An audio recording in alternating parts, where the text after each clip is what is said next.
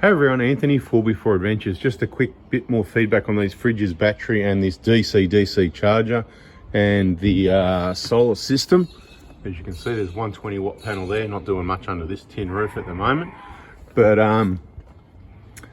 not impressed with the DCDC charger. I explained this, oh, g'day, how you going? You can sort of see me there. Try and get rid of that reflection so that this, first we'll show you the fridges. So we've got a 30 litre drawer fridge, which is, they are really inefficient, I'll tell you that straight. And I've just turned it up a little bit more. That's where it's set at the moment, but it's been a little bit lower overnight. Same with this one. So mainly healthy stuff, but you know, there's a bit of chocolate cookies, chocolate there, whatever. The overnight oats, the salads in the boxes for lunch today already pre-made. A couple of cans of Coke there, but you know, you get the odd one every now and then. But what I want to talk about is I'm happy with the battery, the way the batteries work. I'm very happy with the way everything works. Just note the fridges are inefficient, so it works the battery really hard, which means the battery needs to be fully charged to last overnight. And we're currently looking at 12, it says 12 right now, which is not too bad. Hard to get the focus on that, right? And that is accurate because I've checked it against this battery monitor. I've checked it against multimeters before and that sort of thing. But let's just have a look at the 20th. We already looked in the previous video. Yep, that's just sitting there, slowly dropping down. Start the car. Didn't really give it boost charge. I'll call it boost charge, those top points, much at all. It sat on just float, just over 13. Not really that exciting. Fridge is kicking in and out, then running down pretty quickly. Then I plugged the charger in, so it's got more of a up and down. And this continues, and I think it was sort of, it was just very up and down till the morning. Started the car, boosted it for 1 hour, then it was pathetic, and then a couple little jumps. So we've got a battery that was fairly run down. Looking at the history, oh sorry, I wasn't meant to do that. It's all right, we'll get that back quickly. Doesn't take long.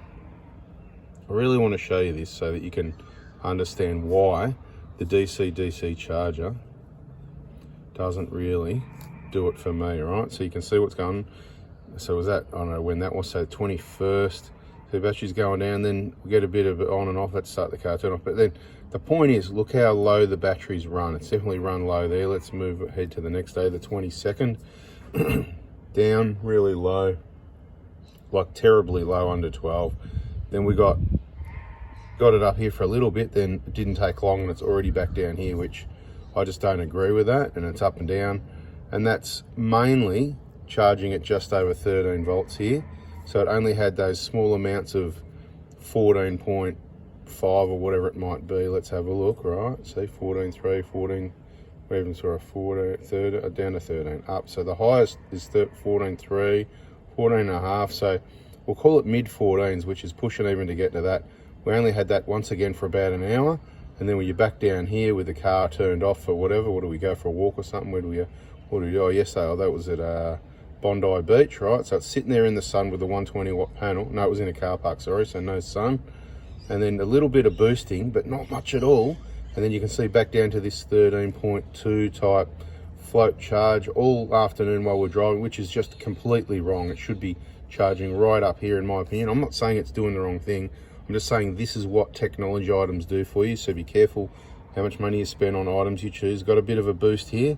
Then we've arrived at our accommodation, I'd say somewhere around here. Then maybe I've moved the car or gone to the shops or something. We've got that little boost there. And look how bad the battery's gone overnight, right? Because it just didn't get its charging, right? The driving charging just didn't do it. Now, previously when I didn't have the DCDC on this vehicle, so if we remember correctly, I had the projector on the 2019, that went straight in. On this vehicle for a while with this battery, with this same setup as the two, everything the same, very fair comparisons. I ran the alternator charging the battery just with the SBI, no DCDC. The DCDC is a recent addition, and this is the testing really, and I'm seeing poor results in comparison to not using the DCDC, right? This is just real world experience. See how it just keeps running down, which is what always happened, but it's not even midnight. We're already down to 12.18, 12.2, 12.3, that sort of thing. Where it would have, at that point, it's not hot temperatures here. You know, we're talking about overnight temps of probably, I don't know, 15 degrees or something like that. It's a bit, still shorts, t-shirt weather. but it's not 30 overnight. It's not 40 or 30 during the day. It was like we saw 24 yesterday. We're driving the car, mainly the aircon's on, so the fridges are in the air-conditioned comfort, you know what I mean? So you want to go to the last, so it's looking pretty bad there. Then let's just move on to, should be today. There we are. Right, you can see it's just bad news and getting worse down below. Really bad, which is I went, you know what? I just need to do another video to show you, to do the update, to really show you what's going on. And not impressed with the DCDC charger at all. Yeah, just not cool. So when I set up, what's looking like it's going to happen is we'll sell this vehicle and replace it with another new vehicle at some point in time. Stay tuned, we'll see what that choice is at the moment. Hard choices at the moment, because it's not a, we don't need the vehicle, it's just R&D, it's a tax deduction. So I'm going to put all this storage system, battery, everything into the 2013 150 Prado 1KD for the touring vehicle, but I will not be using a DCDC charger because it is not required and it is not giving good results. So the DCDC can be set up. Look, I'll probably sell it separately for people that don't watch this video. I'll sell it to someone and I'll just set up the SBI. Absolutely, yeah, we'll set up the SBI just like we did originally with this one and use the alternator with a 1KD to charge the battery. Anyway, you can use a DC-DC charger if you want, but I recommend against it. It's not needed, it doesn't give good results, so it's money spent that's just not required. Your solar panels, don't bother putting one on the roof. That's for swags, it's for tents, it's for other camping gear. It's not just to spend thousands of dollars on a flat panel to put even more of a panel. You just buy your Kings folding solar panels, 200 bucks, connect it direct to your battery. It'll do the job as good as anything, and then you can park the car in the shade like this and put your panels out here in the sun once the sun's out, right? So there's some ideas for you, saving you thousands.